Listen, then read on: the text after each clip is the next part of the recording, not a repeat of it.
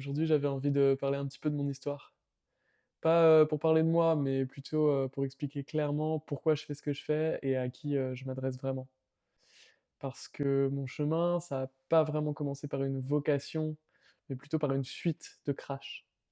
Déjà, la toute première chose à savoir, c'est que je suis né, ce qu'on appelle polyallergique alimentaire, donc avec un système nerveux très sensible et quand je suis venu au monde, j'étais allergique à tout ce qui se mange. Jusqu'à mes 12 ans, j'ai été réintroduit aux aliments les uns après les autres, progressivement. Ça, c'est le problème de base.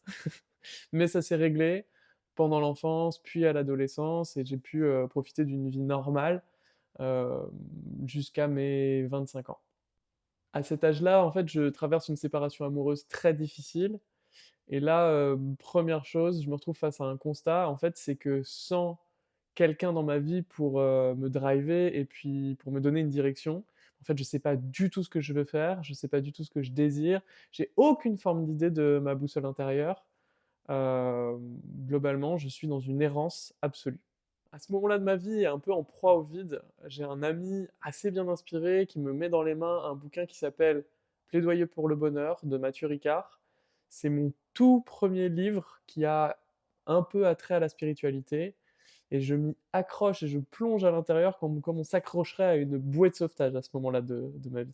Le point à retenir ici, c'est que moi j'entends une idée qui va changer toute ma vie, c'est qu'on a une responsabilité personnelle face à notre état intérieur. Un peu de temps après ça, comme j'ai toujours pas trop de but, je plaque tout, mon appartement, mon plan de carrière, etc., etc., et je pars voyager pendant plusieurs années, comme beaucoup de gens en fait de ma génération. Rien de très original jusque-là. Je passe presque 2 ans sur ma route à chercher du sens et à essayer de trouver ma place. Je rencontre plein d'activités diverses, de pratiques diverses, notamment la permaculture, le yoga, la méditation vipassana, etc., etc. Et cetera. Et chacune de ces expériences me fait tomber un des murs de ma perception. Avec le recul, je comprends aussi autre chose, c'est qu'en fait, je cherchais à l'extérieur quelque chose que je n'arrivais pas à habiter à l'intérieur de moi. Ensuite arrive un deuxième crash beaucoup plus violent. On est en Australie, je m'apprête à rejoindre la Birmanie parce que j'avais l'opportunité d'un travail là-bas. Et ça ne peut pas se faire parce que je tombe gravement malade suite à une série de vaccinations notamment. Je me retrouve avec des troubles digestifs vraiment très compliqués, j'ai plus de 65 intolérances alimentaires, des réactions auto-immunes, une fatigue chronique, de l'anxiété, du stress à n'en plus finir. Je perds 8 kilos d'un coup à ce moment-là, donc c'est vraiment assez traumatisant.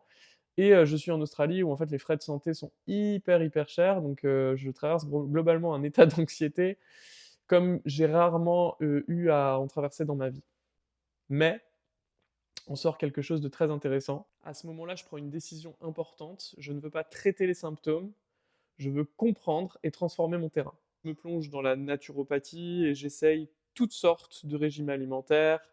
Je passe cétogène, paléo, crudivore, végétarien, vegan. Je fais des jeûnes, des monodiètes, etc. J'essaye beaucoup de choses autour de l'alimentation parce que je suis convaincu que c'est mon système digestif qui ne fonctionne pas, qui doit être régulé par la nourriture. Il y a des petites améliorations, mais elles restent assez superficielles, et j'ai surtout beaucoup de mal à récupérer de l'énergie, à retrouver mon centre. Et puis un jour, en explorant et en approfondissant ma pratique du yoga, je rencontre la discipline de l'Ayurveda. Et là, pour moi, d'un coup, tout s'éclaire. Pour la première fois, en fait, je n'envisage plus la maladie comme quelque chose à régler ou à combattre, mais plutôt comme un message, comme un signe de désalignement profond entre la vie que je mène et qui je suis profondément.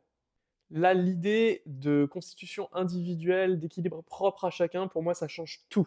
Ça veut dire finalement qu'il existe un système de guérison qui prend en compte le corps, le mental, le système nerveux, l'émotionnel, les croyances, etc., etc.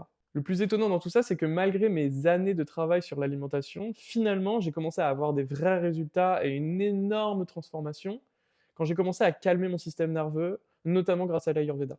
Le souffle, le mouvement, le toucher, le massage, une alimentation adaptée et surtout m'autoriser à être qui je dois être pleinement, tout ça, pour moi, ça a été les piliers fondamentaux de la guérison et surtout, plus que la guérison, de l'expansion.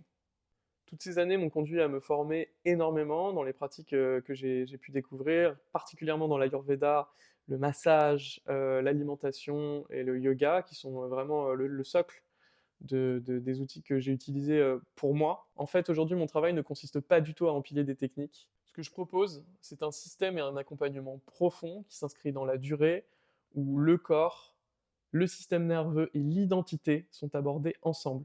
J'accompagne donc aujourd'hui des personnes qui sentent que quelque chose ne va pas, qui souhaitent vraiment une santé optimale, un réalignement, une vision et de la clarté.